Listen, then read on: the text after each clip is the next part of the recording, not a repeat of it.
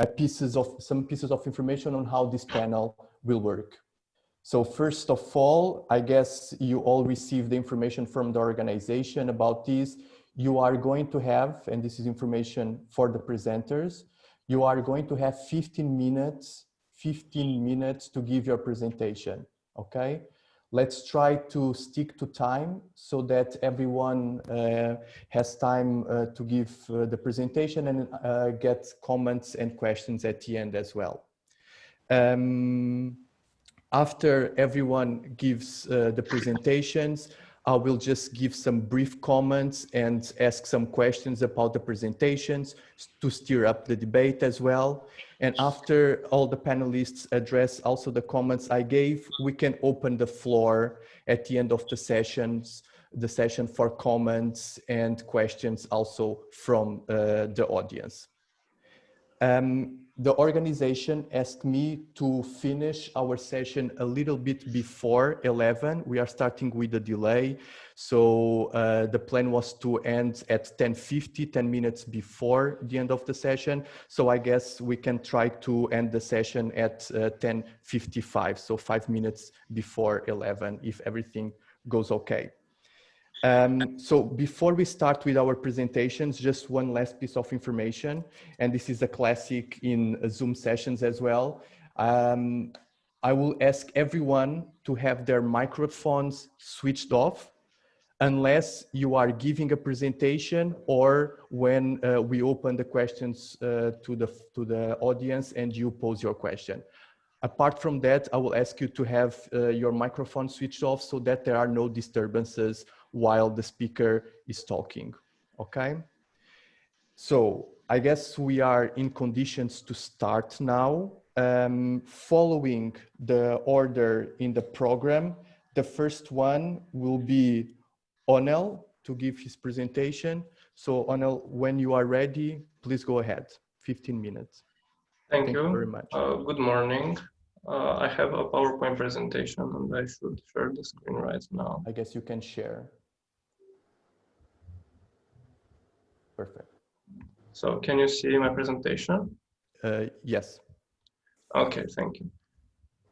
Good morning, esteemed hosts and distinguished panelists. My name is David Onel, and I'm a PhD student in the second year of studies at the National University of Political Studies and Public Administration in Bucharest, Romania. Today I'm going to present you a paper entitled Balancing in Central Asia, Russia-China Relations at Regional Level in Realist Perspective. The topic of this paper started from observing the complexity of the Russia-China relations, which presented both instances of cooperation and competition throughout the years. And Central Asia became one of the arenas in which their relations took place after 1991. So in this context, the aim of the paper is to analyze the Russia-China relations at the level of Central Asia during the 2001-2019 period from a realist perspective. In this regard, the research questions that I intend to use are how can the relations between Russia and China be explained at the level of Central Asia in the 2001-2019 period? And what are the factors which prompted the relations between Russia and China in every stage during the 2001-2019 period? More precisely, the paper identifies several factors which it considers to make competition or cooperation more present in the relations between Russia and China at the level of Central Asia throughout the studied period. Thus, I am able to identify 3 different stages in the relations between the 2 states at regional level, based on these factors which trigger either competition, either cooperation. Firstly, I will start with a bit of theoretical insights, but I won't insist too much on them. I would like just to point that the paper uses the balance of power theory, and in this regard, I would like to highlight the contribution brought by Hans Morgenthau, who developed the balance of power theory as a mechanism working in a system of autonomous units, a mechanism which can appear naturally in this kind of system and which preserves a balance between them. Kenneth Waltz further developed the balance of power theory, but from a different point of view, focusing on systemic factors, so stressing the role of the system level in the relations between the states.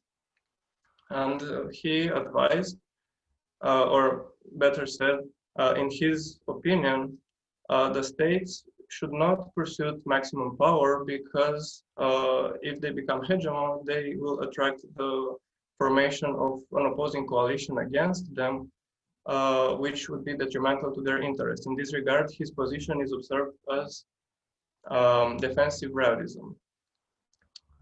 Further, this theory was developed by John Mearsheimer, who stressed the fact that states, in fact, should maximize their power in order to gain security.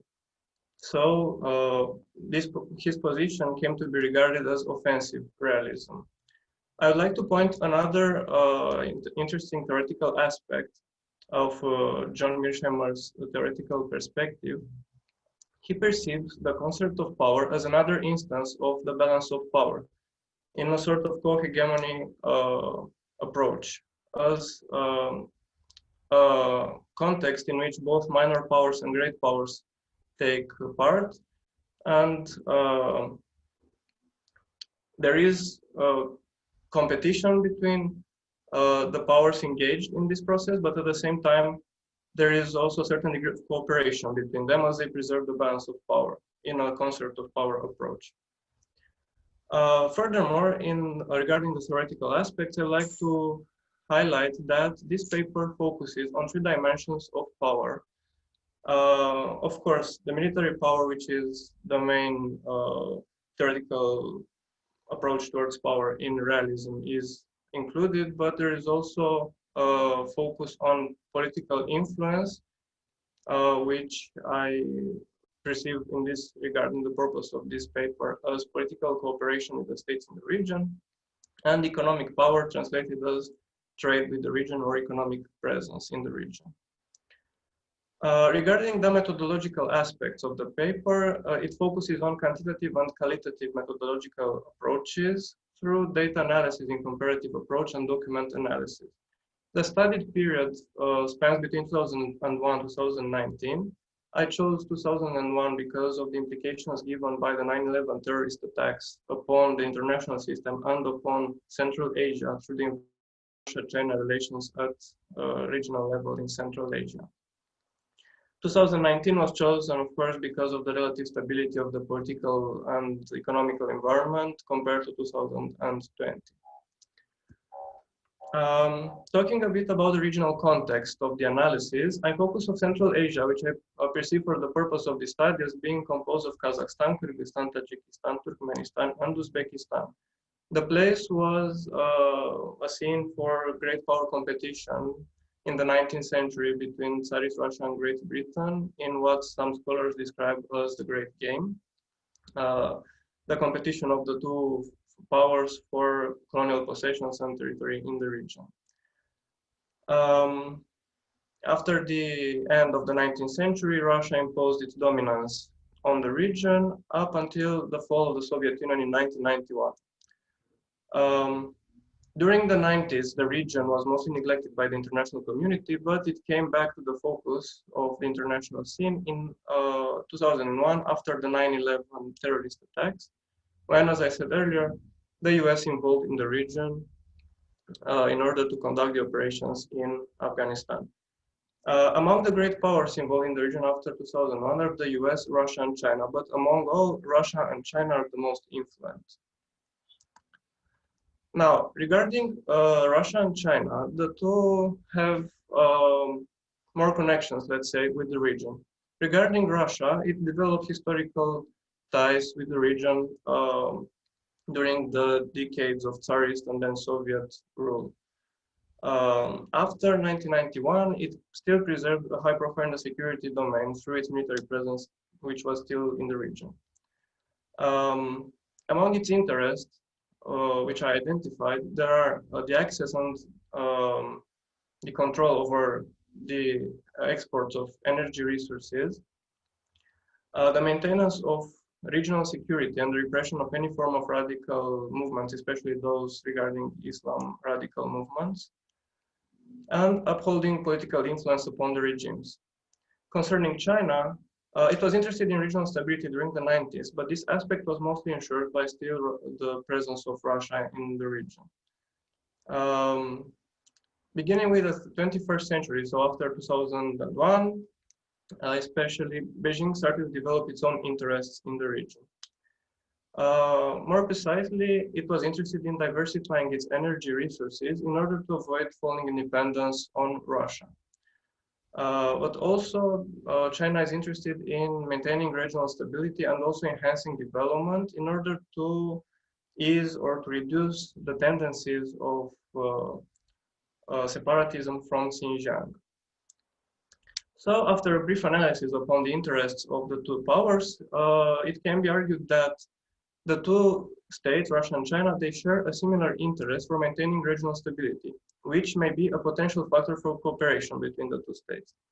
At the same time, they share an equal interest in the regional energy resources, thus meaning they both try to access them, which brings prospects of competition. Starting from these arguments, I identified three stages in the relations of the two states in Central Asia, which should not be regarded as presenting an exclusive type of relation, but mostly the most dominant type of relation between the two at a certain period. And also the temporal delimitation should be regarded as blurry. So the first stage in this regard is taking place from 2001 and 2005 when Russia and China cooperated against the US.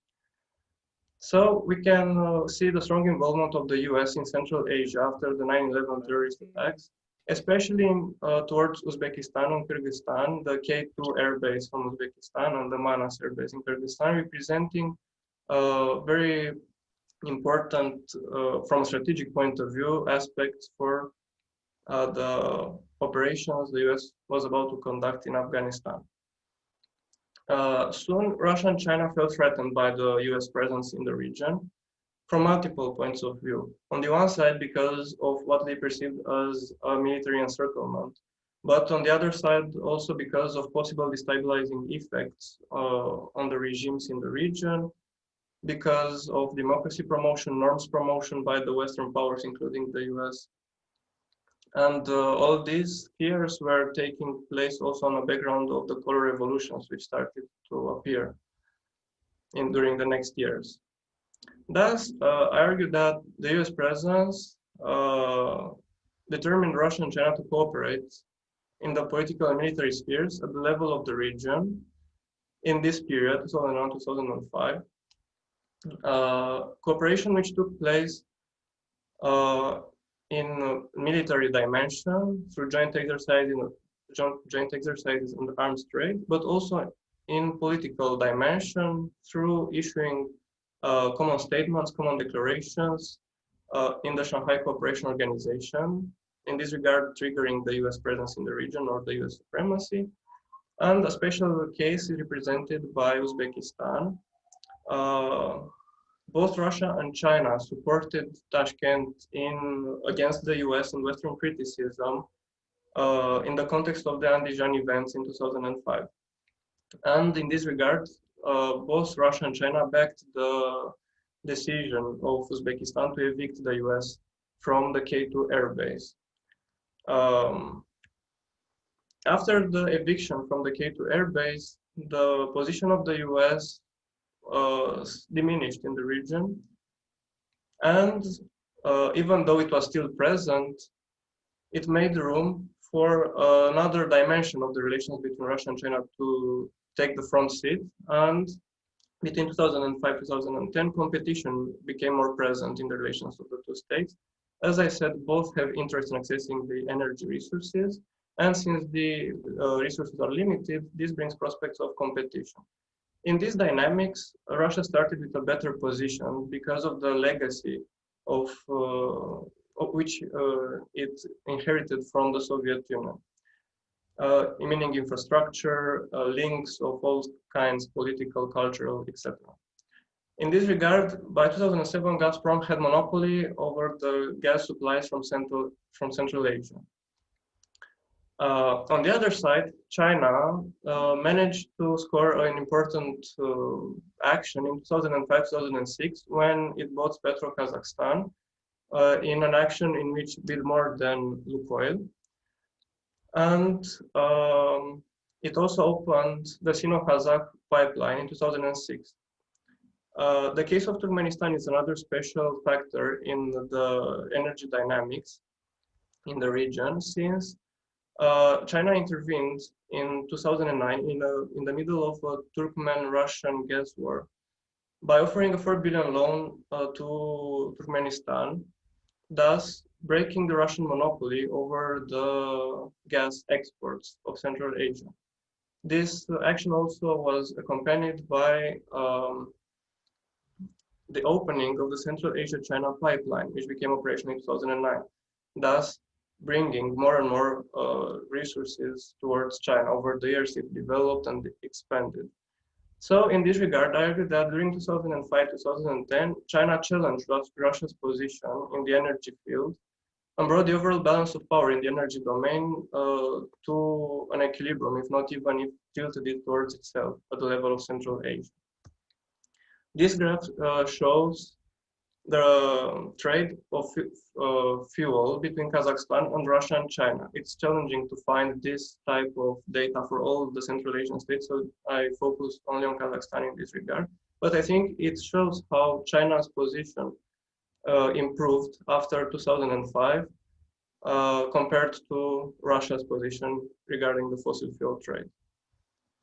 Finally, the last period identified is taking place from 2010 towards 2019, when the competition between the two states is alleviated, is diminished, because after the economic crisis of 2008-2009, China improved its economic position in the region. It developed its economic ties through trade and trade of goods and, of course, of energy resources, but also through connectivity in the framework of the Belt and Road Initiative. So if before 2008-2009, Russia was the main trading partner of Central Asia, after that, China became the main trading partner of Central Asia. Russia could not oppose the economic power of China in this regard, but it maintained its dominant position in the regional security field through multiple agreements, both on multilateral level and bilateral level with the states of Central Asia. And regarding the main regional projects of the two states, it can be argued that they have also prospects of coordination, precisely the Eurasian Economic Union and the Belt and Road Initiative. This dynamic, or this way of the two states relationing at the level of Central Asia, was described by one of the authors that I studied as a division of labor, which suggests the coordination of the two states in different fields of action, preserving at the same time the overall balance of power. Finally, the conclusions or the findings of the paper are those that it can be identified a first period during 2001-2005 when Russia and China cooperated in a balancing act against the US, against the US presence in the region. Cooperation which can be regarded in Walt's defensive realism approach, since the two states tried to preserve their positions in the region. The second period, 2005-2010, shows a competition between Russia and China for natural resources. So there is now a balance of power taking place between the two states in the energy field, a balance of power which was challenged by China, who acted against Russia in the energy domain by gaining more contracts and more access to the energy resources. Thus, it can be perceived as an offensive realism approach in Mearsheimer's perspective. Finally, the third period, when Russia and China eased their tensions and the competition, and they engage in a concert of power or a coordinated balancing, as Mearsheimer describes in his article, which shows a mild competition still existing between the two states, as well as a certain degree of cooperation. Thank you for listening, and I'm looking forward to your questions and feedback. Thank you a lot, David. If you could just, exactly, thank you. So I just got the information that the next speaker is not joining us.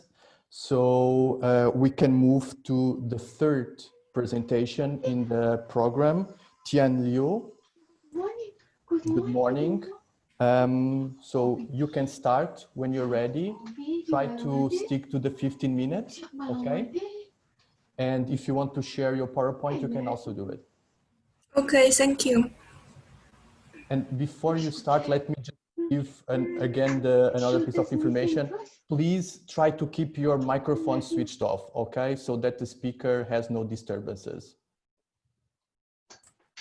If you don't have your microphone switched off, please switch it off, okay? Tianyi, you can start. Thank you. Okay, thank you.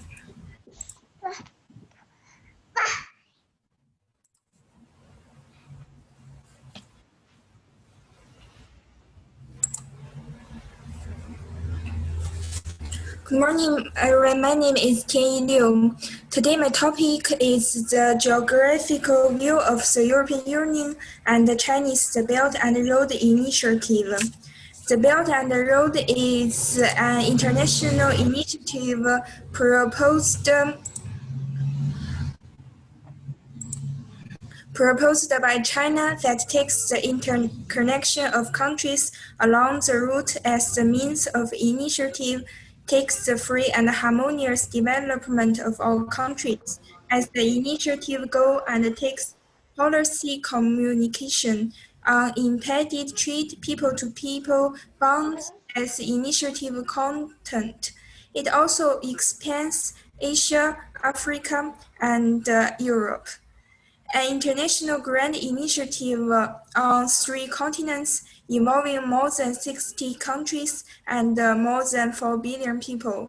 Since the Belt and Road Initiative was put forward and put into practice, the Belt and Road Initiative has gradually transformed from plan to practice and increasingly become the focus of the research by think tanks and scholars in various countries. One Belt, One Road has given the Eurasia continent a new geostrategy perspective of harmonious cooperation. As the society entered in the 21st century of economic globalization, the world has undergone many changes. The development of trade and investment liberalization has broken the traditional sea-land boundary and geopolitical division and has made the whole world interconnected and interdependent. China's One Belt, One Road has transformed the traditional geopolitical concept that emphasizes sea power and land power into a new geopolitical concept that realizes the interests of all countries through mutual cooperation.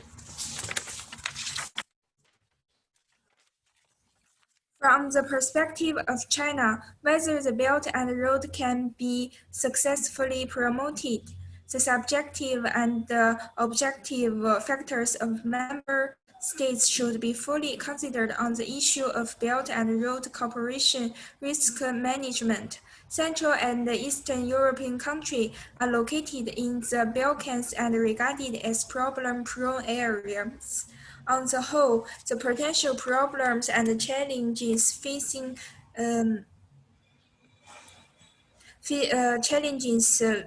China and the European Union's relations are still caused by collision with China-Europeans' role and their roles in the world. In theory, the logic of geopolitics is the game and competition between big countries, while geoeconomics reflects the close connection between politics, state power, and economy. With the development of economic globalization, we are now in the area of geopolitics and economy.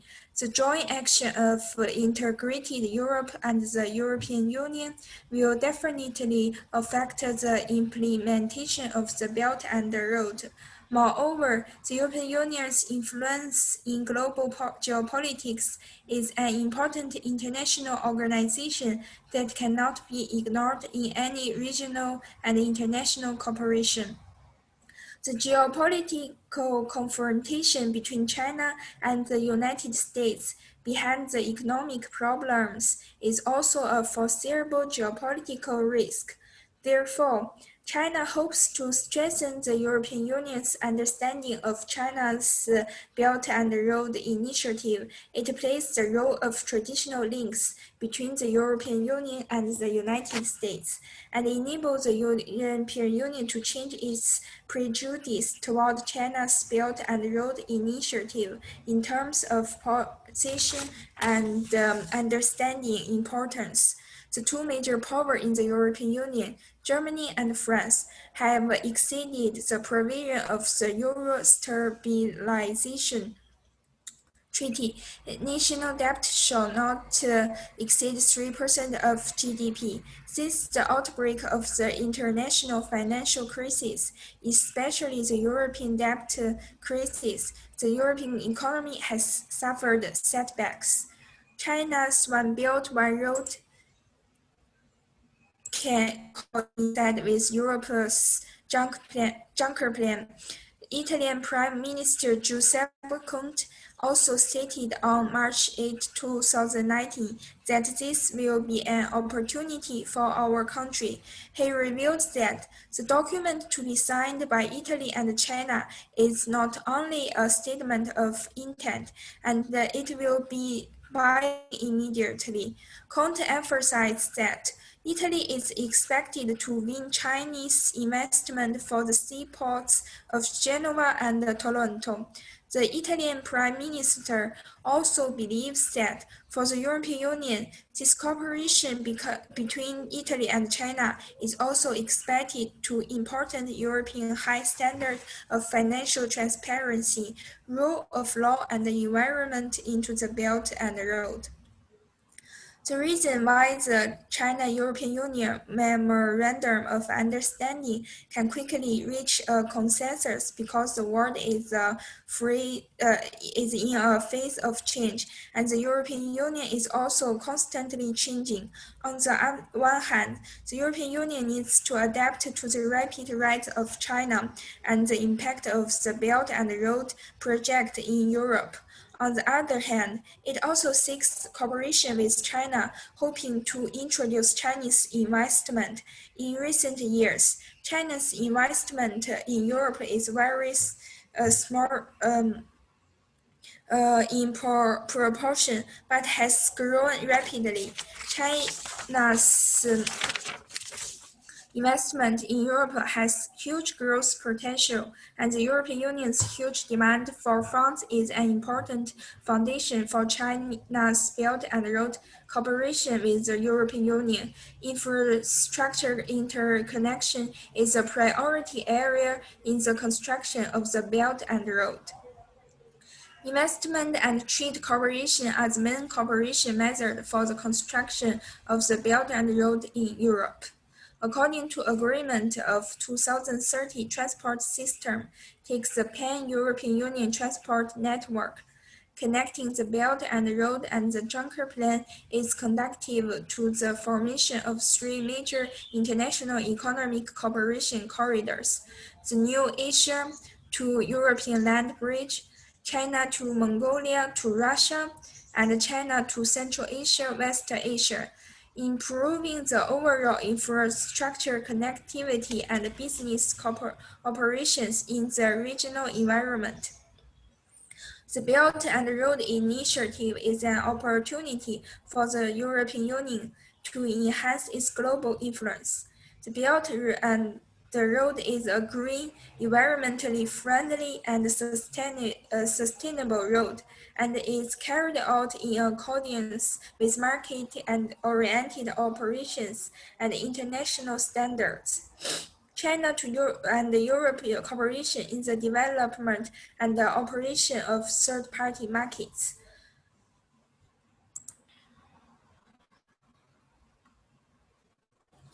Geopolitical theory believes that geopolitical factors such as maritime communication lines and strategy location have important influence on national interest and national strategies.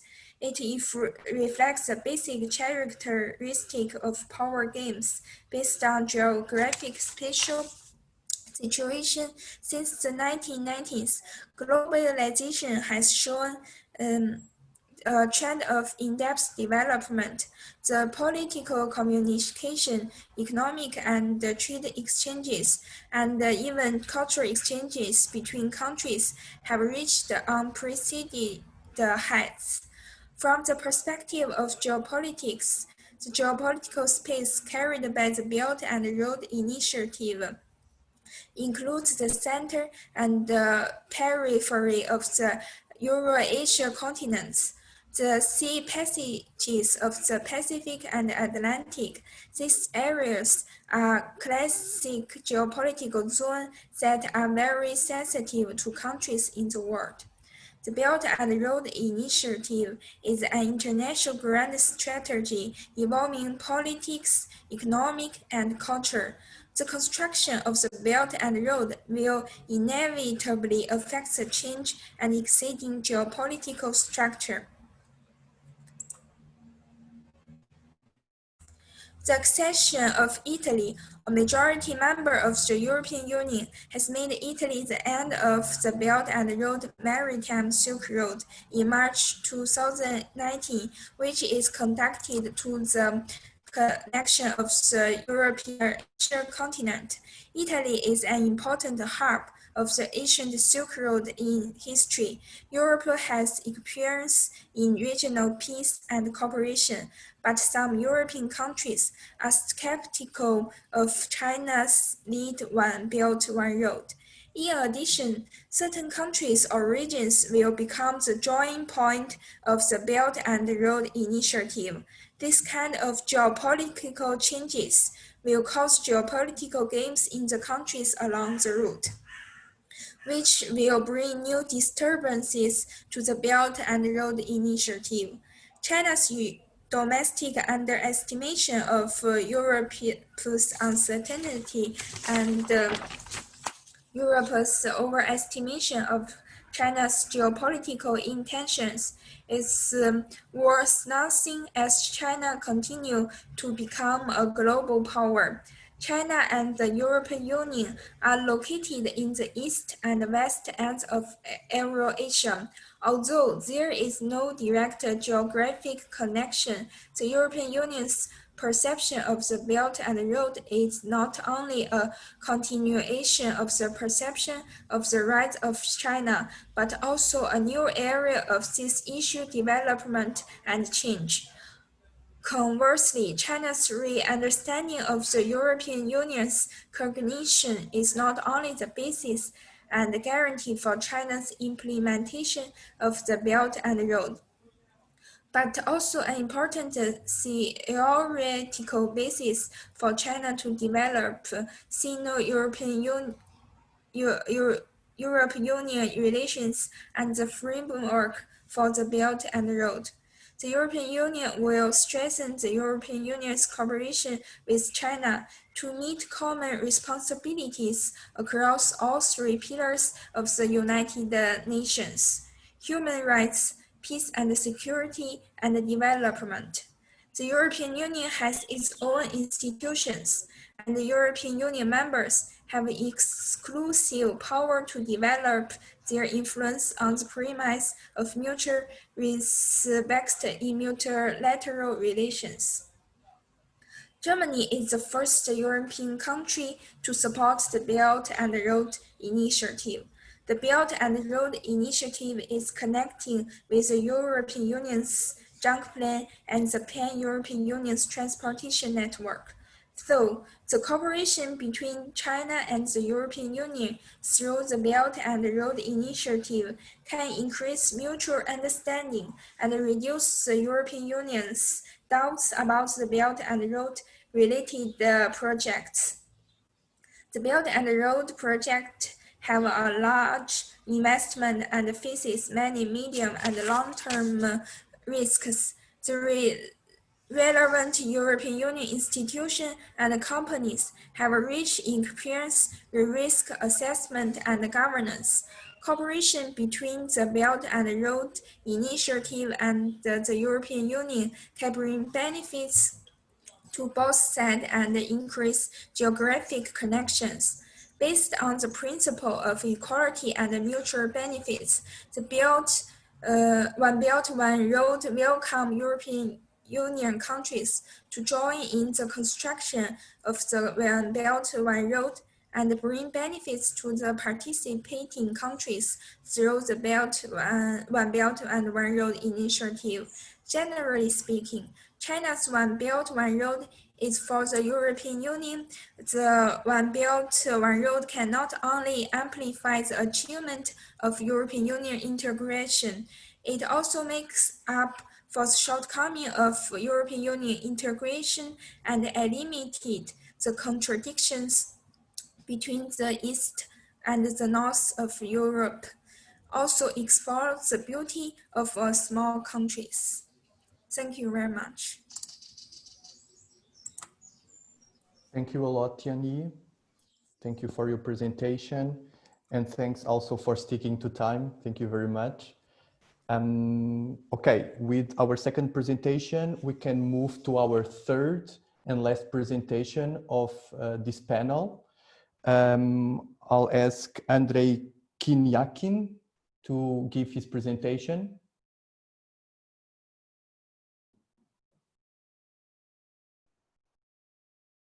Thank you very much. 15 minutes. You can start when you're ready.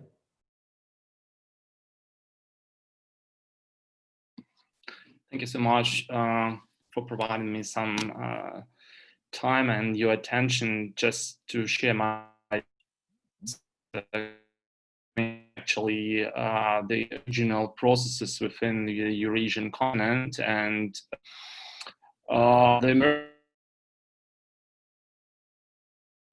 from my perspective, very interesting regional integration blocks or regional ideas, initiatives, which, from my perspective, have some potential, but at the moment there are also certain factors, deterrents for the fulfillment of this regional integration initiatives. Well. Topic is partnership, assessing the integration potential of meta-regionalism. I must stress that at the moment I'm working on this paper. That's why some theses, some keywords of this presentation are at the moment elaborated, and later on I can also make the full paper concerning this topic. So if we take the Eurasia and Eurasian integration for not only Russians, but for many also the Western scholars, one of the major points in this respect is so-called Eurasianism or Eurasian school. This is actually the club of philosophers, the former refugees from the Russian Empire, which were elaborating some ideas concerning Eurasia as something like heartland, if we come to the classical notions of geopolitics. So here's one of the citation of Eurasian, influential one, Peter Savitsky, who stress the idea is not only Eurasian in so-called North Eurasia, which at the moment is corresponds with the former Soviet Republic. But here also try to elaborate the idea of so-called Eurasia Center Laetore.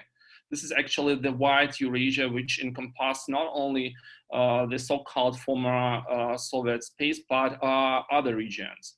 At the moment, if we take the concept of Greater Eurasia, this is the philosophical and I would say the concept of international relations, which is rather actively elaborated in Russia and other post-Soviet republics. Greater Eurasia encompasses several regions. As you see, this is not only Europe and Eurasia as a whole, but also South Asia, Middle East, West Asia.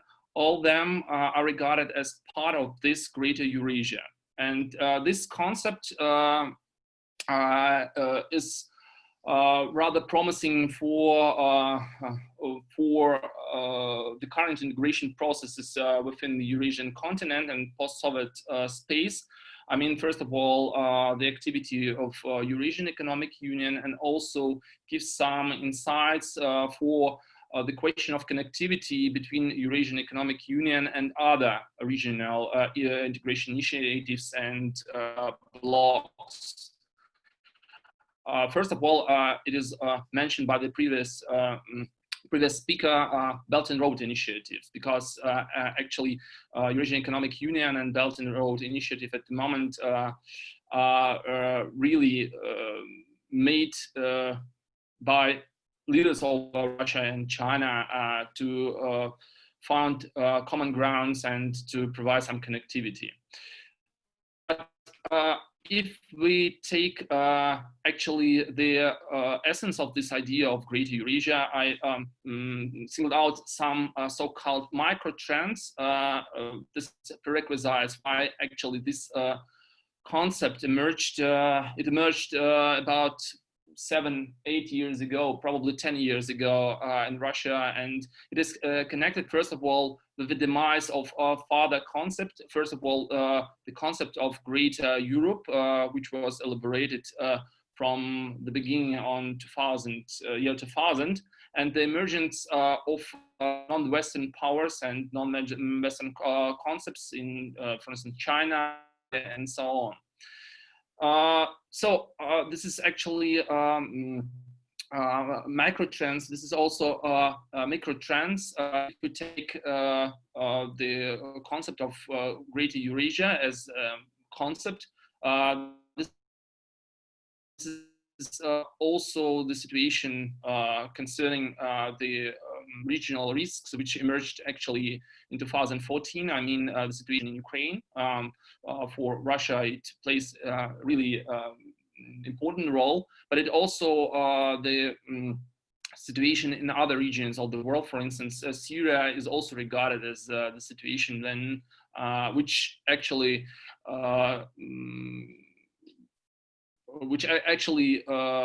stipulated the emergence of the new philosophical concepts and new concepts of international relations.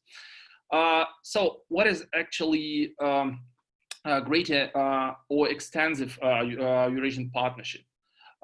This is not a actually concept, but this is the project, the pragmatic initiative, which was put forward by Russian President Vladimir Putin. And the essence of this idea is to provide the economic cooperation, first of all, between different integration blocks and different regionalism within the Eurasian continent. So I must stress here 2 points. First of all, that the prime goal of this greater or extensive Eurasian partnership is to facilitate the creation of so-called integration of integrations. This is actually connectivity between different integration blocks and different integration structures. And second, and this is one of the major topic of my presentation, that Greater Eurasian Partnership turns out to be the new form of regionalism, which I regard as meta-regionalism. If we take the situation with meta-regionalism, because this is something like a theoretical framework, just to make you aware about these ideas, if we take the current forms of regionalism, some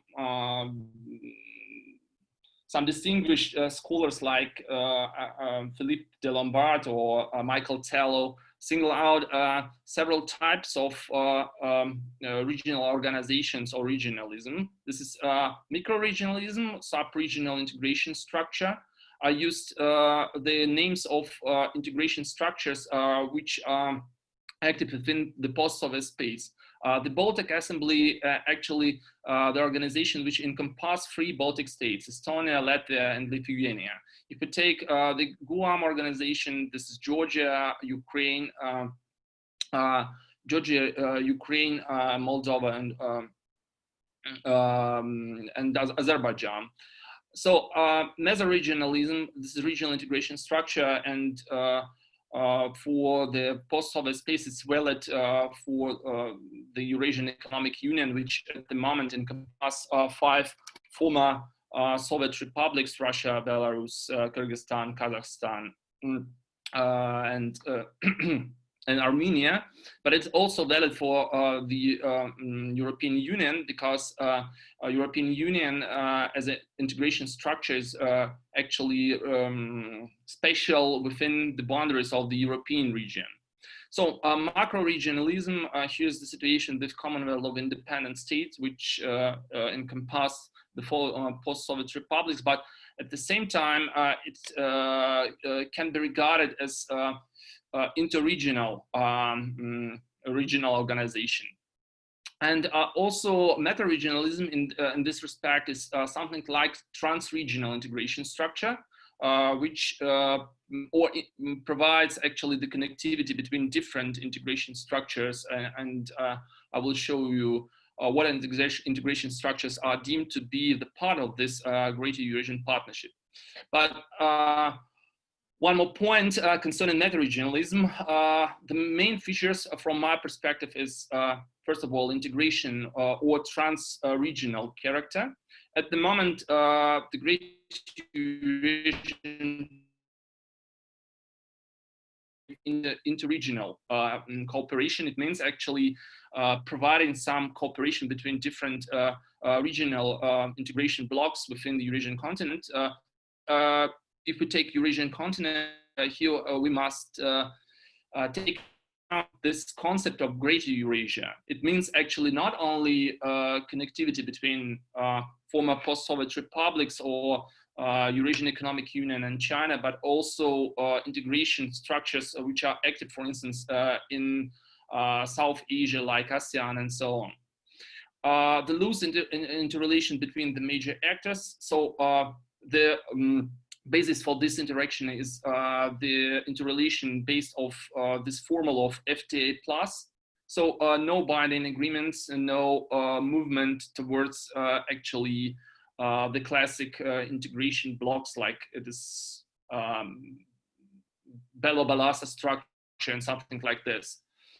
The third one, facilitation of integration of integrations, and I have already mentioned this. And fourth, last but not least, the main focus not only on economic issues, but also on security cooperation. And here we go to this, sorry. Just to show you actually how it goes with the current design of this Greater Eurasian Partnership. So the assembling point is deemed Eurasian Economic Union.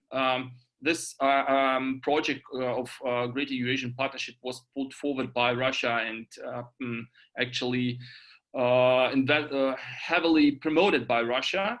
But at the moment, there are some interrelations between Eurasian Economic Union and Belt and Road Initiative, and this interrelations are institutionalized on not only on bilateral ground, so between Russia and China, because Eurasian Economic Union is perceived in the West as Russia-led and with a strong Russian dominance. But there is also a multilateral institutionalization between Eurasian Economic Union and Belt and Road Initiative. So there is also some activity between Eurasian Economic Union and Shanghai Cooperation Organization. I must take into account one point that from 2017, the Shanghai Cooperation Organization encompasses also such countries like Pakistan and India. This is rather interesting. But also, Eurasian Economic Union tries to promote this idea toward the South Asian nations. And in 2017, 2018, there were some contacts between Eurasian Economic Union and ASEAN.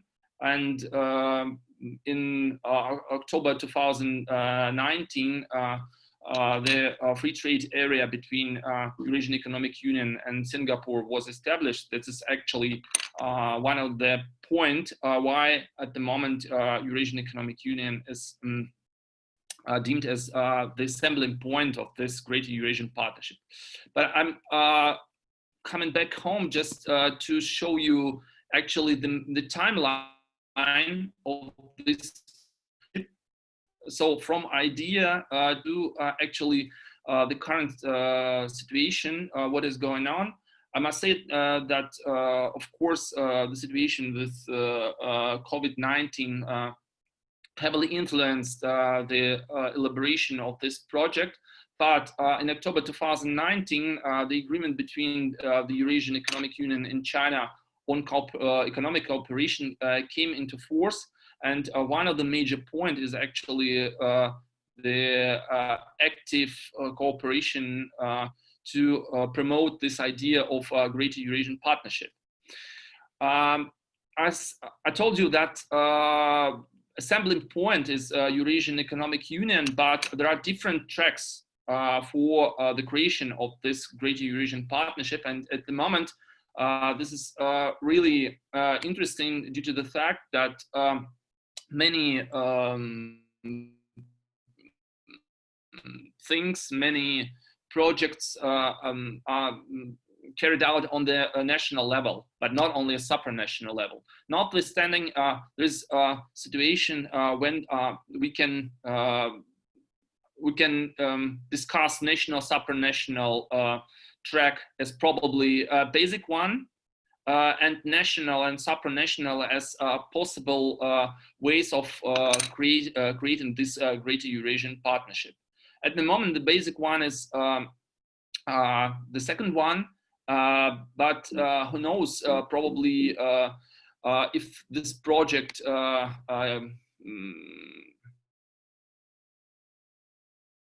if this project actually proves its feasibility, probably there will be another way of assembling this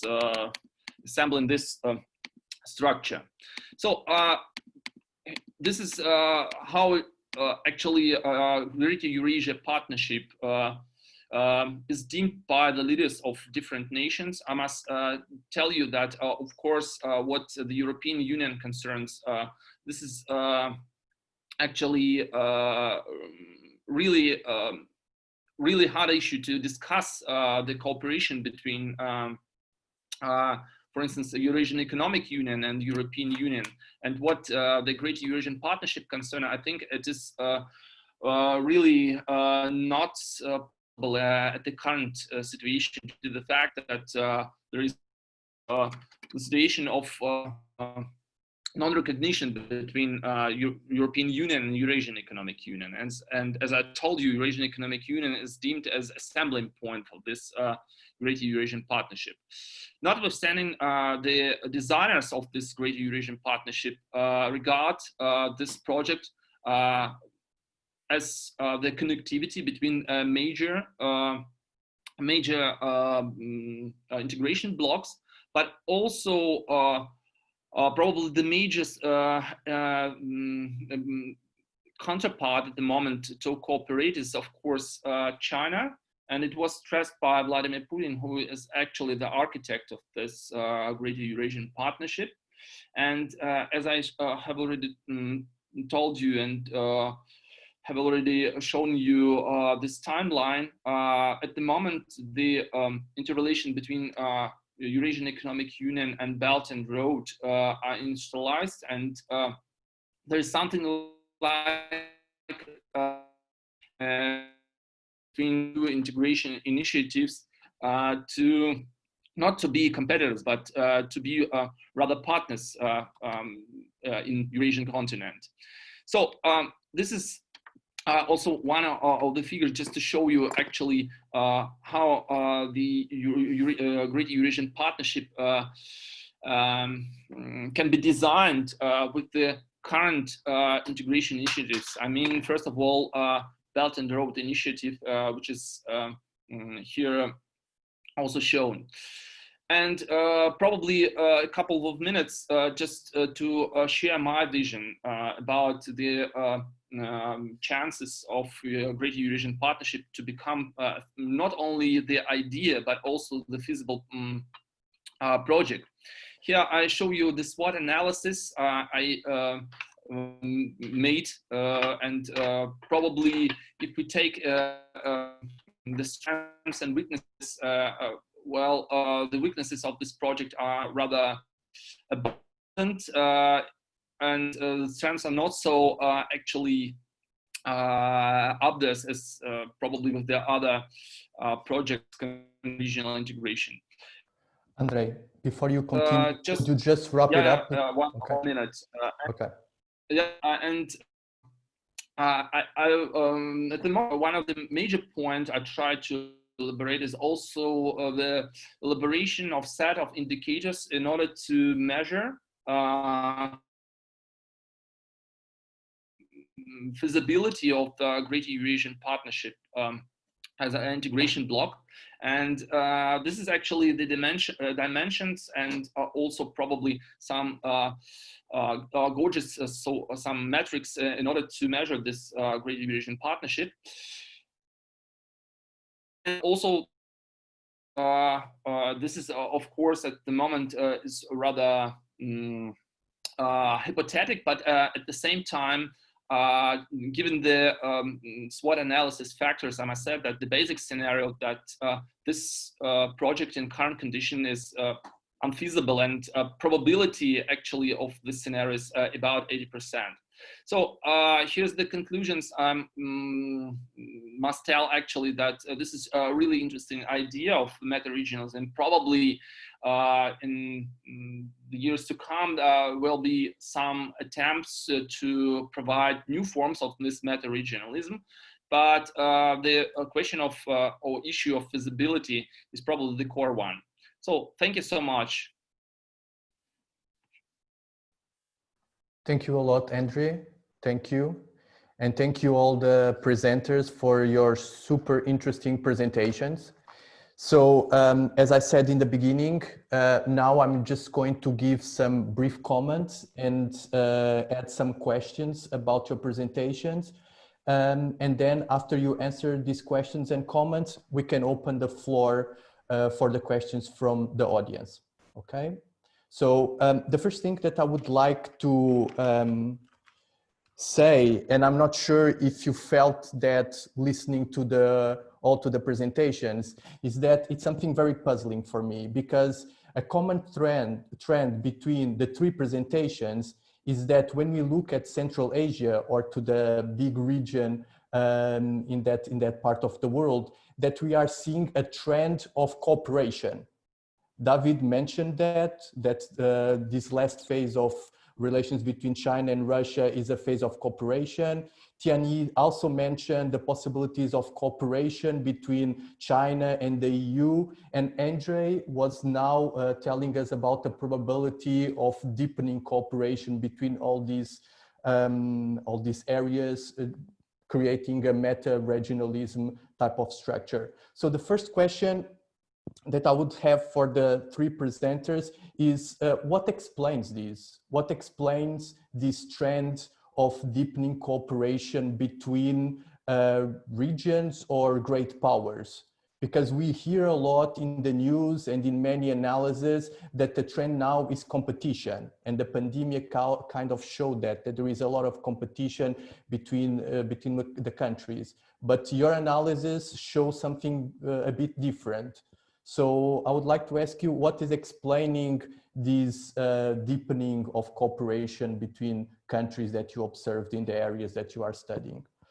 So this is the overall comment about the three presentations. More specifically about David's presentation. I would have a couple of questions, but not to make it very long. I'm just going to ask one. David, could you tell us if there is one factor or other factors that is influencing the transition between the three phases that you told us about? Or if the transition between each of the phases was influenced by different set of factors? So the question would be if there is a factor affecting the transition between the three phases, or if there is a different composition of factors between the phases forcing its transition. Because my hunch would be that the factor kind of like in the background of all these transitions and all these phases is China. How China positions itself in the world, and according to China's relative strength or clear or unclear goals for its international relations, it kind of forces a transition in the relationship with Russia, because in a way would be the most powerful partner in that relationship. So that will be the question that I would have for you. And just one minor comment. In the beginning, in the first phase that you mentioned, in which there was a kind of a partnership between Russia and China to challenge the US because of the US presence. From what I recall, I remember that China and Russia, at least in the beginning, tried to cooperate with the US because they were all interested in fighting Islamic terrorism or separatism in that region. So if you could tell us how they changed from trying to cooperate to the US to try to balance the US, that will be also very helpful.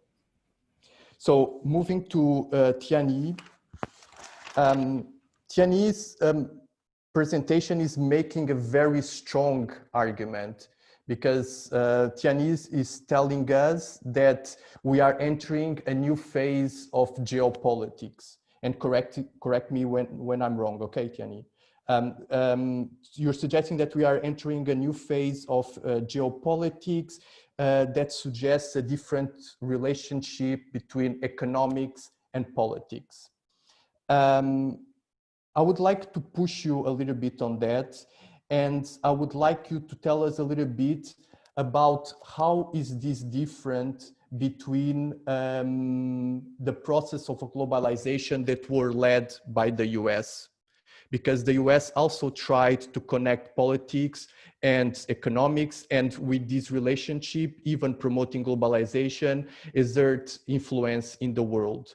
So what I would like for you to clarify is that what China is bringing to the table now is a different connection between geopolitics and between economics and politics in comparison to the US. So a different nature in this relationship, or what China is bringing is completely new and was never done before, okay?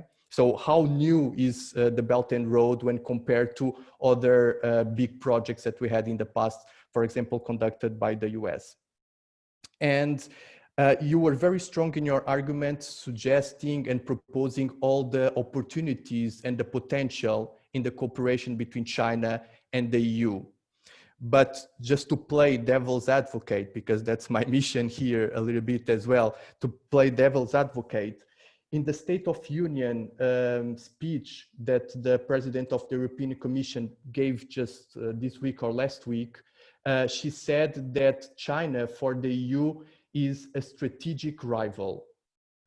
So for the European Commission, at this point, China is more of a rival than a partner. If there are so many reasons to cooperate, as you were saying, why do you think the EU looks at China as a strategic rival and not as a strategic partner?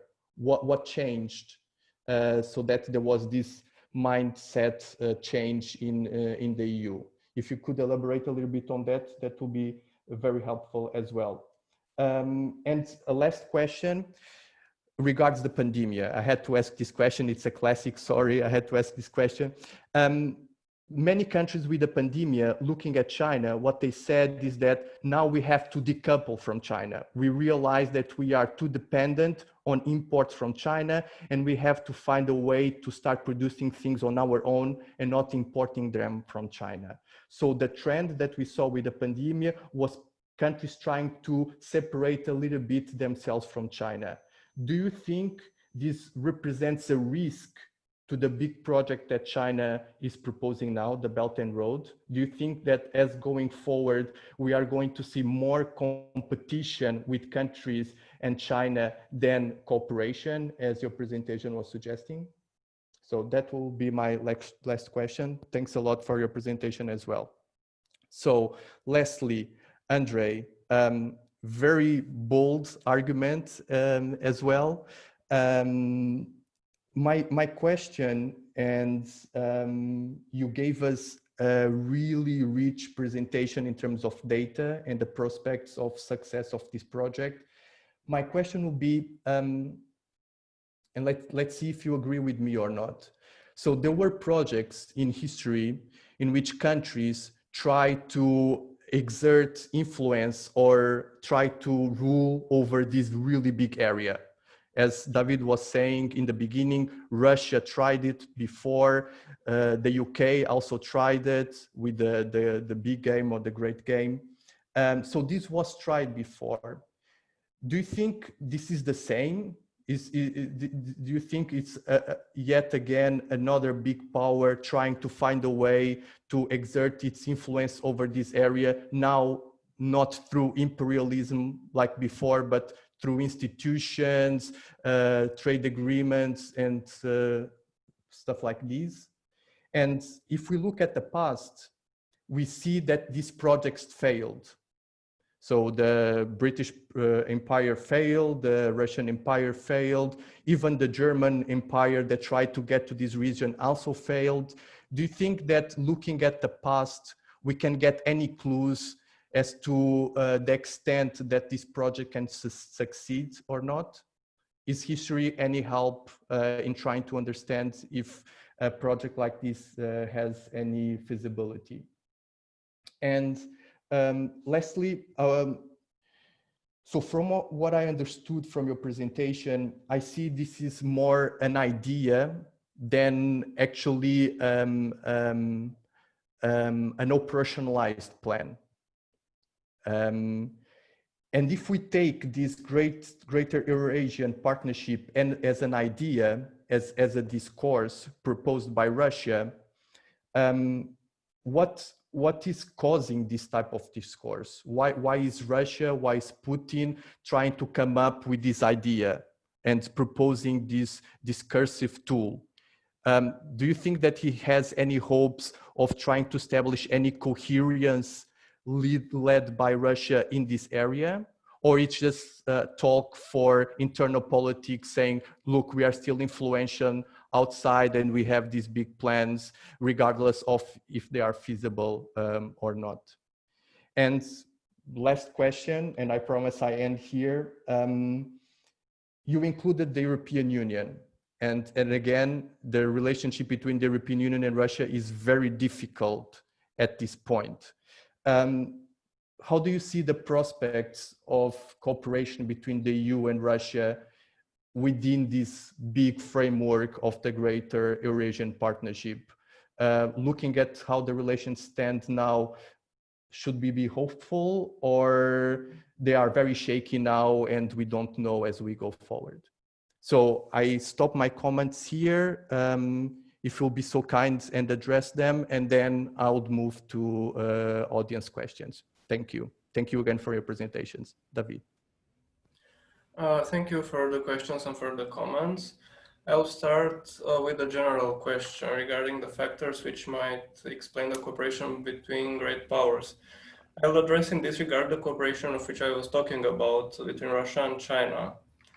And I would say this can be explained through their commitment towards multilateralism in a stance against the US, which of course manifested also at systemic level, but also at the level of Central Asia in the context of the US intervention there during the beginning of the 21st century.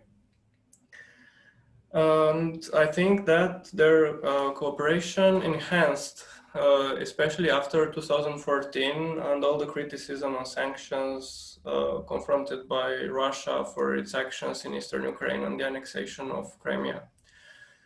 And this is why I think Russia reoriented towards China, and their cooperation became even stronger during the last years on this background. Regarding the second question, the factors which might influence the transition between the stages that I presented. Thank you for suggesting the factor of China. I didn't take it into consideration so much until now. I mean, the research didn't reach it in a very structured way until now, but I focused more on the US for the first period. So as I mentioned, what I understood or what I regarded as a diminishing of the US presence in the region after their eviction from Uzbekistan, even though the US still maintained a strong presence through its base in Kyrgyzstan, which was later challenged in 2009, and finally they left it in 2014, if I'm not wrong. Still, I perceived this eviction from Uzbekistan as diminishing in their presence, which made room for another type of relation to come to the surface, precisely the competition on energy resources. And finally, what made the transition to the next period, I think it can be connected more with China's rise, but I also connected it with the fall, let's say, of Russia in the context of the economic crisis of 2008-2009, when its economic power was shaken. And this is also what the information that I read about says. Its trade power with the region, with Central Asia, diminished after the economic crisis, while that of China increased. Of course, this can be explained also by China's rise and its intent of being more present and have a bigger footprint on the international arena. And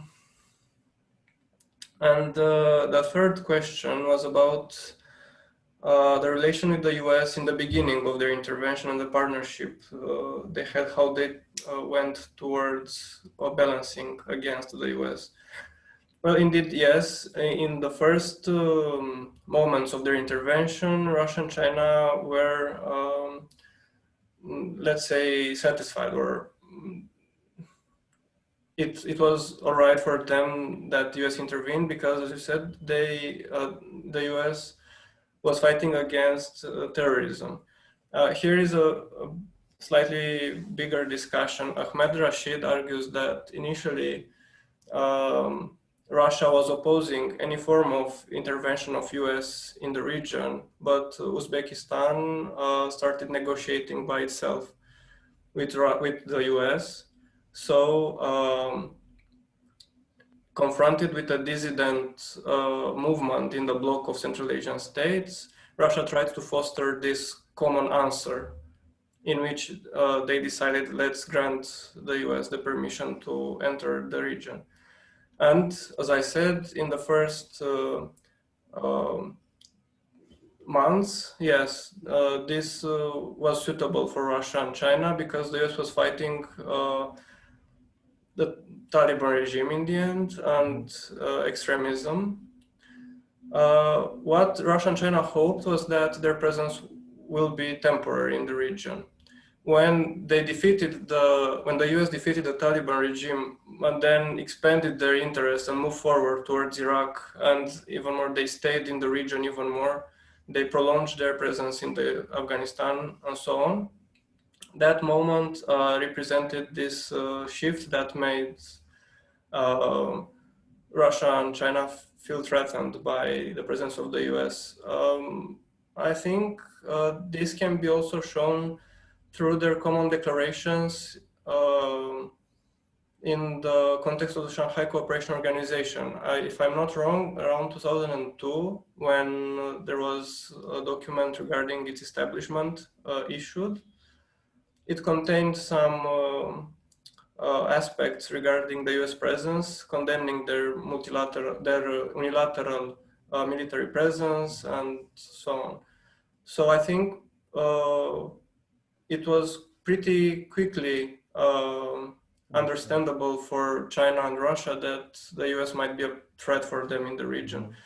And if I may say, not the military presence was the biggest issue as much as the destabilizing effects it might have through the promotion of norms, even though this was of secondary importance for the US. Yeah. So a fear that the regimes in Central Asia might become oriented towards the West, not being so much tightly connected with Russia or China, this was perceived as another threat.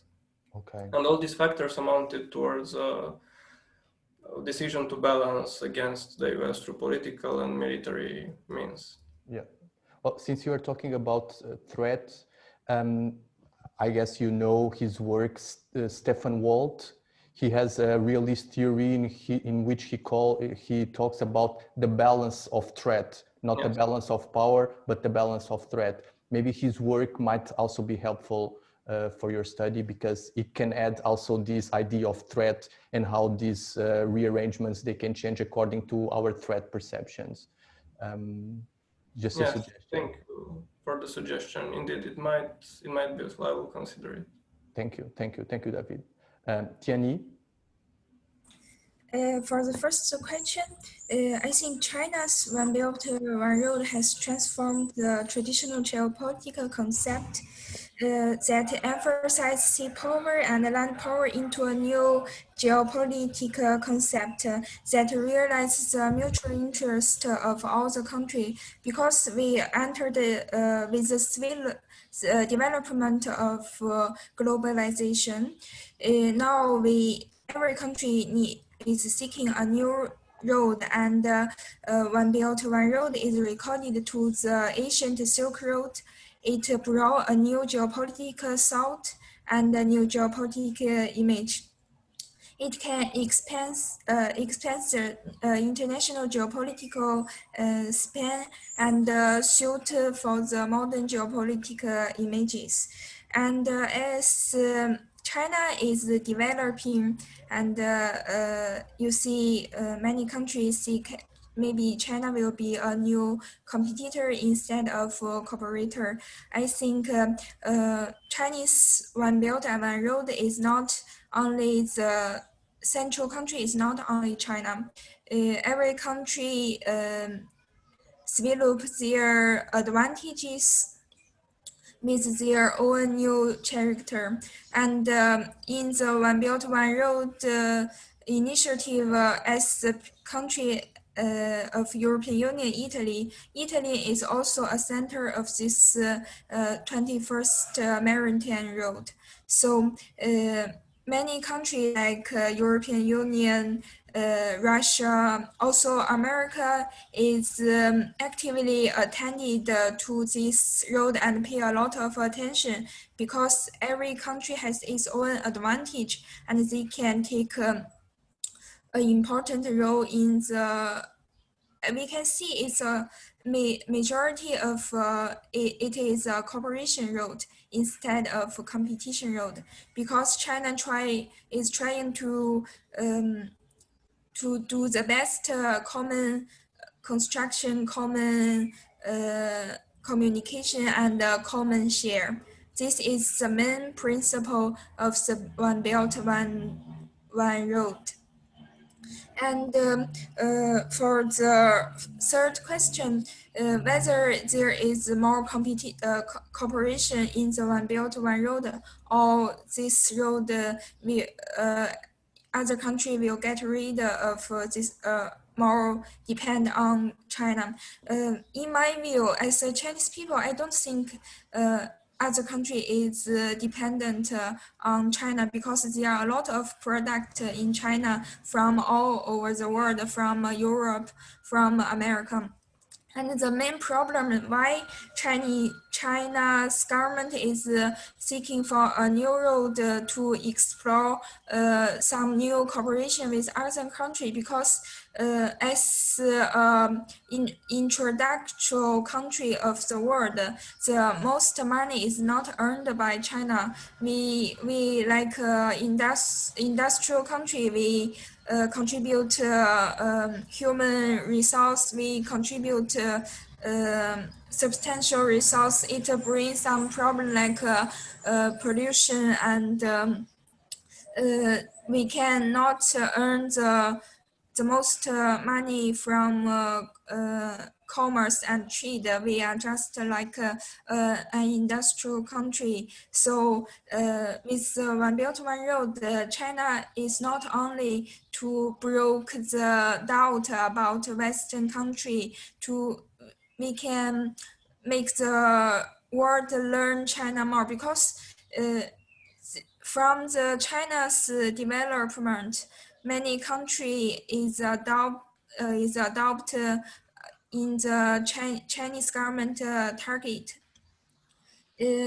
Many think tank gives out a lot of question for Chinese Belt and Road. They think China want to occupy some, for example, in Italy, many Italy researchers think China has cooperation with Italy is because China want to occupy the part of Italian north to expand all Chinese product to all over the world.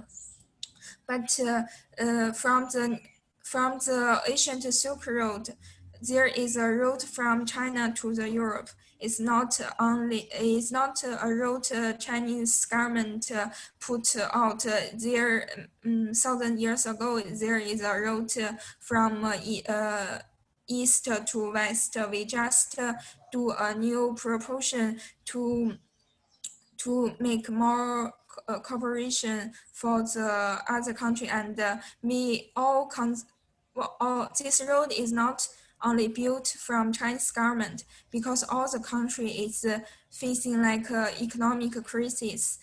All the country is want to seek a new route to develop their own country's benefit, and develop to improve their country's public life level. So I think the Belt and Road will bring more cooperation instead of European countries want to get out of relations of China.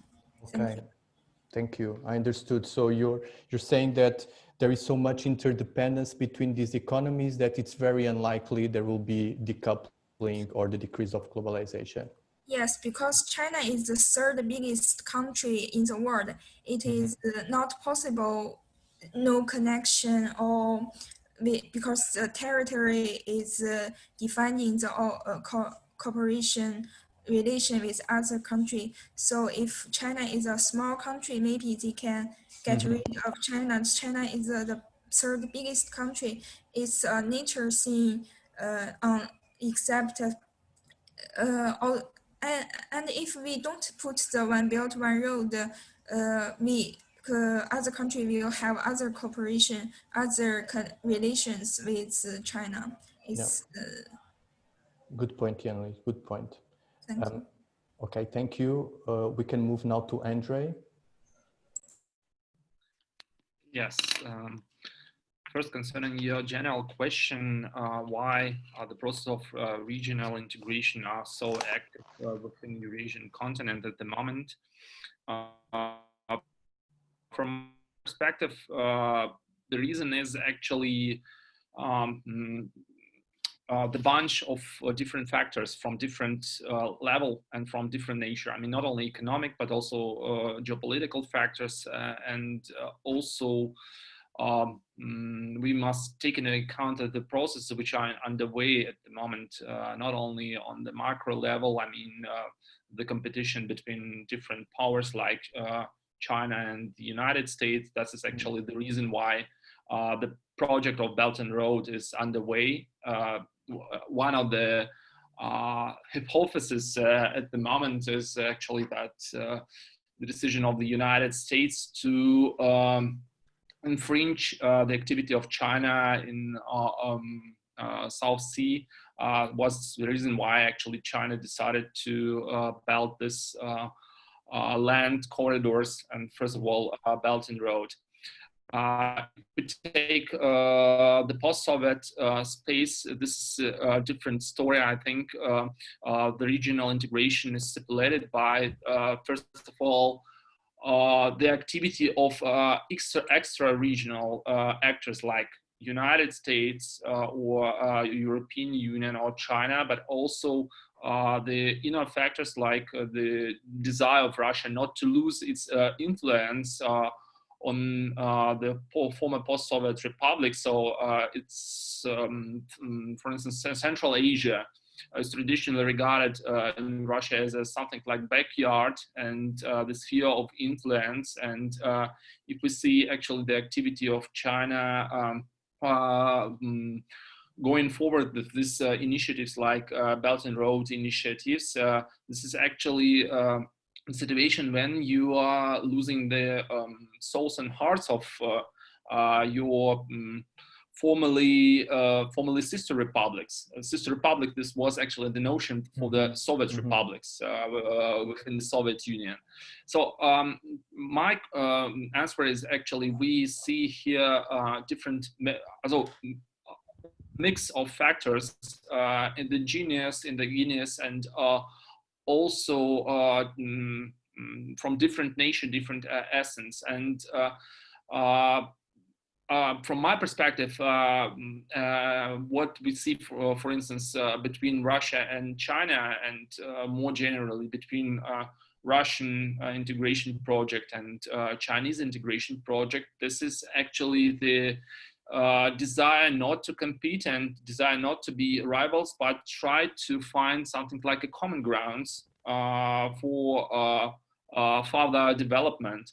But I'm really dubious actually that there will be no competition between Russia and China concerning, for instance, this area of Central Asia, because from the history we know that if there are two bears in one den, actually, it always this is always the issue of competition, and this corresponds with the third question concerning the interrelation between Russia and China, Russia and the EU. I'm sorry. If you take the situation currently, the relations are semi-frozen.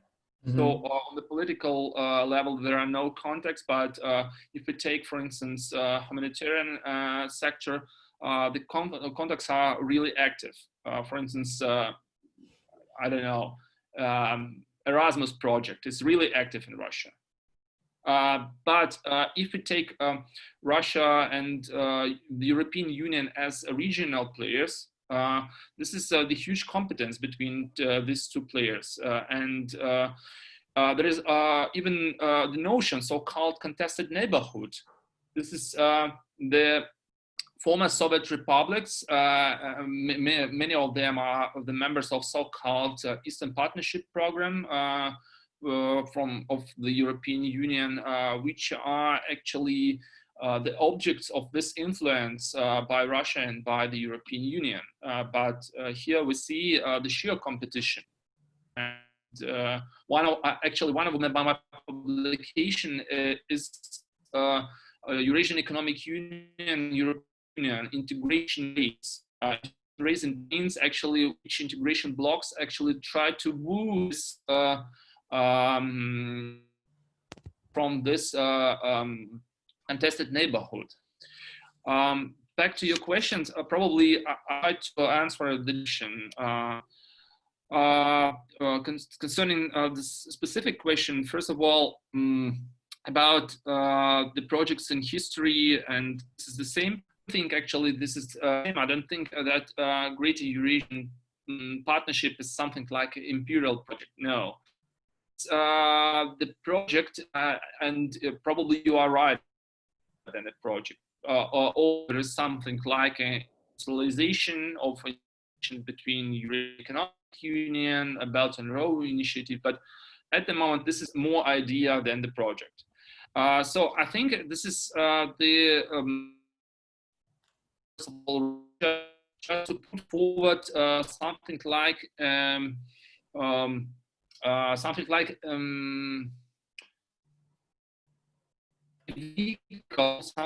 probably some kind of initiative which try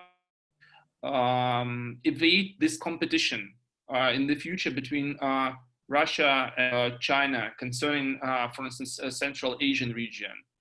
The idea, we try to provide connectivity, try to connect different integration blocks. Probably there are more pluses than minuses, and we see in the future how it goes.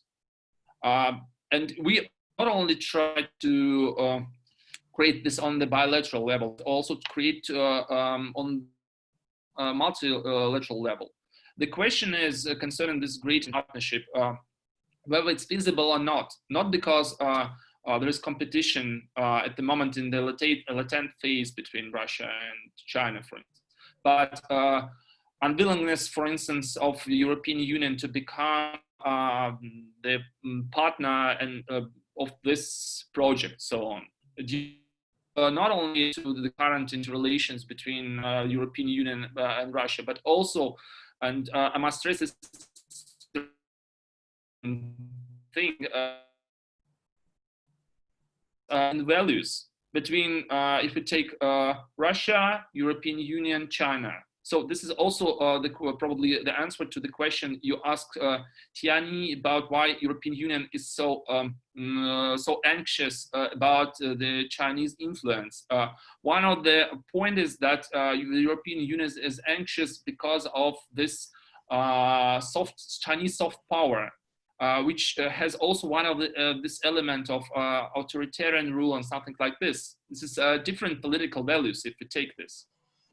And I don't think actually this is Greater Eurasian Partnership is imperial project. This is idea which is not full-fledged, and I'm not really optimistic that it goes as a project. But this is their attempt actually to create something like a structure when we try to when we try actually to get all the benefits and try to exclude the conflict of interests. But this is actually a really difficult point. I told you about the interrelation between Russia and the EU, but for instance, there is also a different story about interrelations of China and ASEAN countries. Many of them are also anxious about the Chinese influence, and there are even some military or semi-military conflict between, for instance, China and Vietnam concerning these islands in Yellow Sea and South Chinese Sea and something like this. So this was the first question, and the second one idea. Well, I think actually this Greater Eurasian Partnership is not a topic of inner agenda in Russia, because you know, other episodes like Ukraine, like for instance, also cooperation with China. I think this is the idea. Just to keep up with Chinese integration, the initiatives, and also to promote some ideas which can be not substitutes, but something like projects which try to probably to appease different integration strategies and different integration projects. This is my perspective. The third question about this interrelation between Russia and the EU, I have already mentioned. So probably if you have more questions, you are welcome. Thank you, Andrey. I really like the stress that you put on this idea of different political values and soft power and how this influences alignments between the great powers. I think that's a very interesting topic, and I guess that's something that we should look at. That's a really good point as well. Okay, we still have more or less 15 minutes until the end of the session. So I would like to ask the audience if you have any questions. If you have any questions, just raise your hand as Andrew is doing, or just put the question on the chat or raise your hand in the participant section, and then I can ask you to pose the question. Andrew, your question, please. Try to be brief and direct, okay, to help the speakers. Thank you. Thank you. Well, first of all, thank you for a most informative and enlightening panel and very well chaired. I'd like to throw in a few dimensions not touched upon in terms of Russian-China relationship. Now, this big kind of challenge from the United States, which is trying to contain China and also confront China and also contain the Russian influence, and actually energizes and the cooperation between these two countries, and have overridden the kind of hidden competition between Russia and China. Because there is in fact some competition between these two countries in terms of influence in the Central Asia and also in Eurasian countries. Don't forget that, of course, as far as energy is concerned, China is the biggest customer in the world. And then even you've got oil and gas, I mean, you need the biggest customer for your markets. But in rather than kind of investment and trade, the competition is, of course, not only influence, because there is also a hidden thing which is seldom mentioned in Russia. Because look at the huge territory of Russia. A large part of Siberia, I would say about half, was seized from China during the Qing dynasty, during the Tsar. I think it was Catherine the Great and that area. And then, of course, a large part of that is very scarcely populated. And then there are more and more Chinese moving to that. And there is also always a hidden fear that maybe in about 2 decades or half a century, China can do a Crimea kind of referendum on Russia. Now, this is seldom mentioned, but I think that this is rather true if you look at the dynamics. So that's one question. The other question about the Belt and Road, I think there is a great deal of worry in the European Union and other countries. Of course, the United States has called the Belt and Road a constricting belt and a road to and a one-way road only to China. But then this is rhetoric. Of course, this is United States rhetoric. But in the European Union, the worry is that the Belt and Road has created a kind of indebtedness. The typical poster child of this criticism, of course, is in the port in Sri Lanka, which has now been given away or leased for 100 years, just like Hong Kong, to China. There's smacks of colonialism. The other thing is that, of course, there is a lack of transparency, apart from the very well, the point already made by our colleagues here in this panel, that China is spreading the influence and China coming from what is perceived to be an authoritarian regime with an alien civilization at odds with a liberal order led by the United States. So that, I think that's the point about the Belt and Road. Lastly, the kind of Greater Eurasia. One point which hasn't been touched upon is the earlier theory, I think it was by Nicholas Spikeman in 1983 to 1943, about the kind of rimland theory, the kind of continental powers. And now you can see the huge expanse of the Greater Eurasia. And the connectivity between these countries are really within a huge continent. And then there's, of course, this challenge, the kind of traditional maritime powers. The United States is actually separated by 2 oceans, and of course, the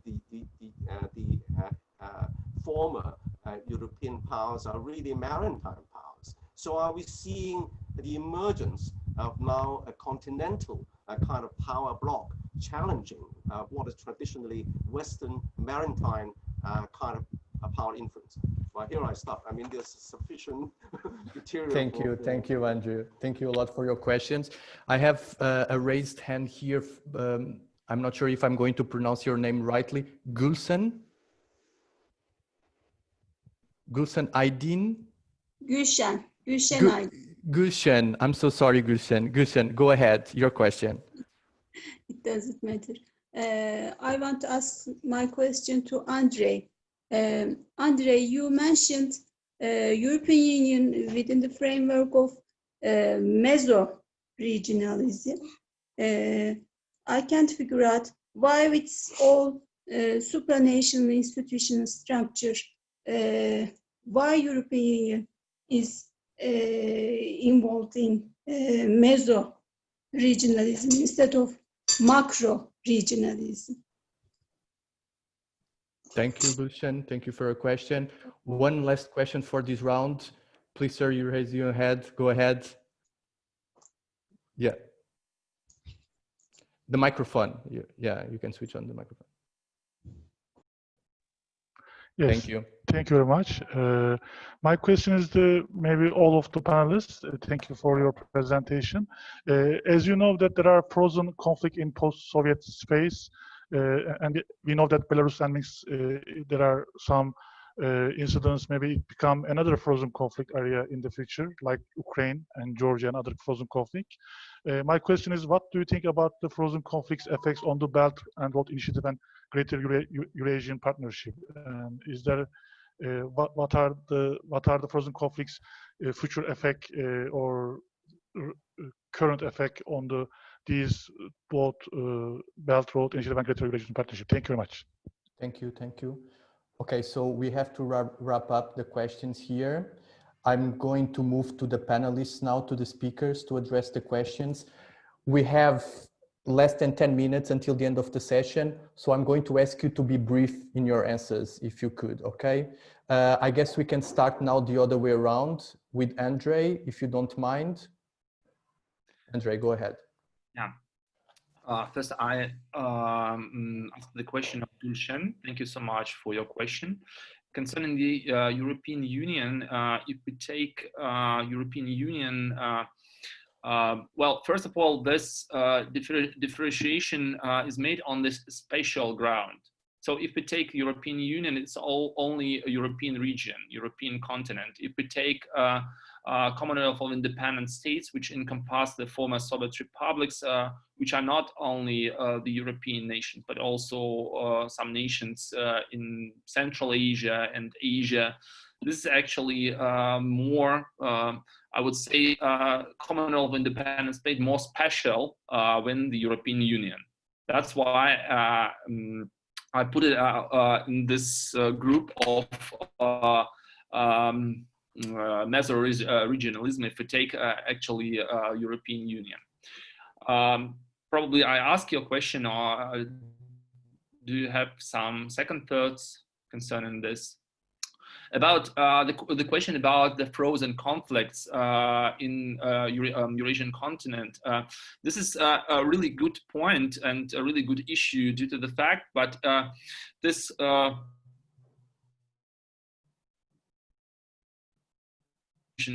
partnership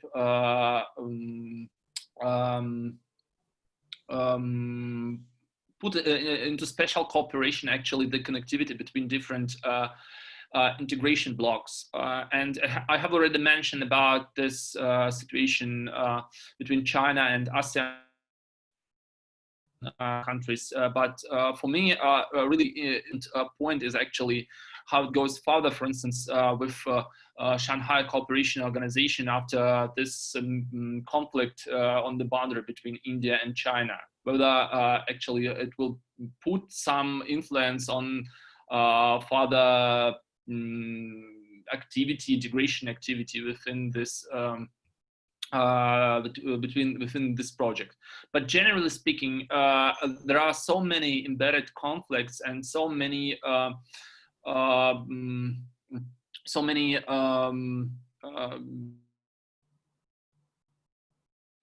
burning points between the nations that for me, and I have already stressed this, I'm not really optimistic about this Greater Eurasian Partnership. One of the point is that Greater Eurasian Partnership has this embedded conflicts of interest and really conflicts, and nobody knows how it goes further. That's why if I'm trying to ask you a question, I think that this long-lasting conflict will be the factor which actually make the creation of or probably facilitation of or carrying out of this project of Greater Eurasian Partnership is really complicated. But if we take the current agenda, for instance, really interesting, you mentioned Belarus, the situation in Belarus. This is really interesting because, well, I was reading lots of information about the attitude of the Belarusian opposition towards the Eurasian Economic Union, because one of the points why actually Russia supported Lukashenko, and this was made actually, he was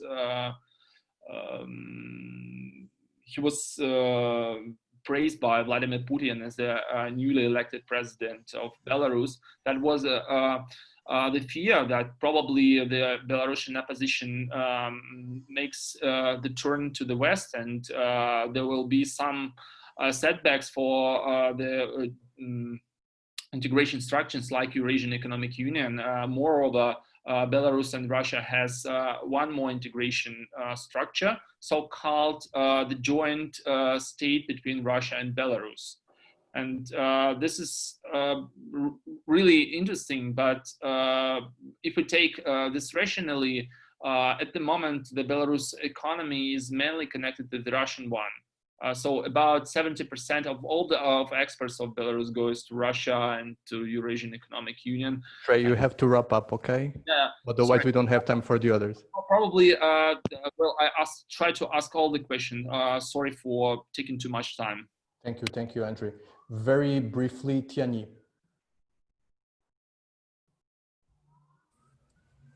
Okay. For the Belt and Road, I think the conflict we meet with America is majorly because this road is challenging the Americas in global controllers role. But this One Belt Road is contained the geopolitical image to it depends on the country and cultural difference, and we are trying to don't influence other countries' self-development method and self-developed choice.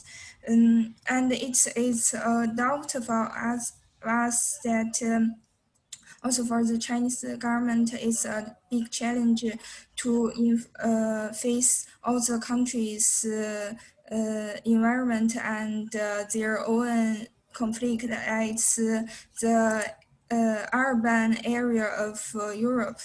Their country has their own different problems and also some zone of Europe has their own problem of country. It's a little bit challenging for China to deal with all the countries' problem, but as America hope use the Afghan as the central part to integrate Central Asia and South Asia, Russia want to integrate the pre-souvenir area. China's One Belt One Road hopes to integrate from east to and west, integrate all the Europe island and to reduce the difference, make the Central Asia countries to believe our this road is the mainly operation is the cooperation to release the worries about other countries. And we can see the Belt One Road is a Taiji geopolitical image to support the questions. So it is a road with full of Chinese character, but I think every country could seek the commonplace and the cooperation point from this road. And some difficulties and challenges we cannot get rid of. And you have to wrap up as well. You have to finish so that David still has some time, okay? Okay, sorry. So the meaning to this road is to reduce the conflict of the world and try to get more peaceful and cooperation for bring to the world. Thank you. Thank you, Tianyi. David, very briefly as well. Thank you. Yes, thank you. I'll just have a few brief comments upon the Belt and Road and the called conflict or the frozen conflicts. I'd like to say that my personal view is that it won't influence too much the evolution of the frozen conflicts, the Belt and Road development, since I think, in my perspective, that Russia is needed more. Russia's actions are needed more towards solving these conflicts than those of China. And one possible development that I might think of through the interdependence that the Belt and Road might create, this might limit the future development or the future emergence of other frozen or other conflicts which might become frozen. And regarding the tensions and the competition in Central Asia between Russia and China, yes, it is. I'm not excluding it. But at the same time, as I mentioned earlier, I think it is rather contained because the efforts of the two states are also coordinated on different fields of action. China more on the economic field, while Russia more on the security field. Of course, the latest developments show that China starts also involving in the security field with that base in Tajikistan, for example. But this might prove useful for further research. But until this point, I would say that so far they more or less coordinated. Of course, still existing competition dimension between them, but this coordination, if not official, but it is, implies also a certain degree of cooperation. But yes, in other areas, the competition between them can become very high, like in Siberia, the Far East, or other regions. Thank you. Thank you, David. And I guess we can conclude our panel now. I would like to thank you all for your presentations. I think, and I hope you agree, this was an extremely interesting panel. Thank you to the presenters. Thank you also to the questions from the audience. They made the panel better. And I wish you all the continuation of a good conference. I hope you keep enjoying the conference. And in that end, I would like to invite you to follow the next panel that is going to discuss the impacts of COVID-19 on the Greater Eurasia. If you're interested, I invite you to go to that panel as well. Once again, thank you very much for your presentations, and I hope to see you all very soon. Thank you. Thank you. Thank you. Thank you all. Thank you. Bye.